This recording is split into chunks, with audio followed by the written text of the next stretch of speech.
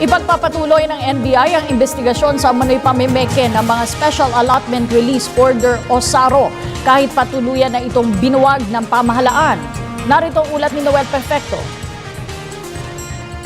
Bagamat tinigilan na ng Department of Budget and Management ang pagpapalabas ng mga Special Allotment Release Orders o SARO para sa pagpondo ng mga proyektong infrastruktura ng gobyerno, hindi naman titigilan ng National Bureau of Investigation ang kanilang pag-imbestiga sa mga tao o grupong sangkot sa pekeng SARO illegal operations sa DBM.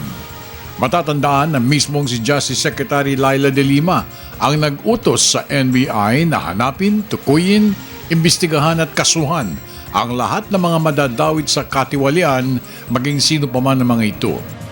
Dahil dito, agad namang kumilos si Attorney Luigi De Lemos at tinutukan ang Anti-Graft Division ng Bureau sa ilalim ng pamumuno ni Attorney Asis na huwag tigilan ng malalimang investigasyon, partikular sa ilang tauhan ng isang mataas na opisyal ng DBM.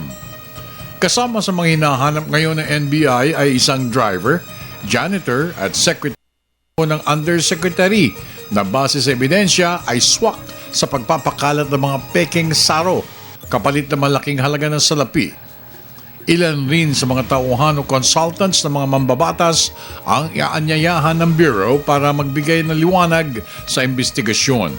Ayon kay OIC De Lemos, lahat ng kanilang ginagawa ay base sa documentary evidences at mga statement ng mga saksi na kanilang nakuha ng pahayag. Inorderan kami ni Secretary na tapusin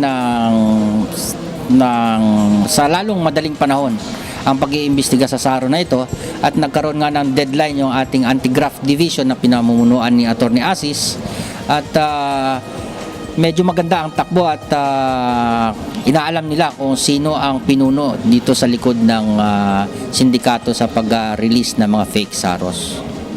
Ika nga, you're going to get to the bottom of this at put behind bars kung sino man yung nasa likuran po na. Pag na-identify po natin yan, na magkakaroon po tayo ng recommendation at isasubmit po natin kay Secretary De Lima.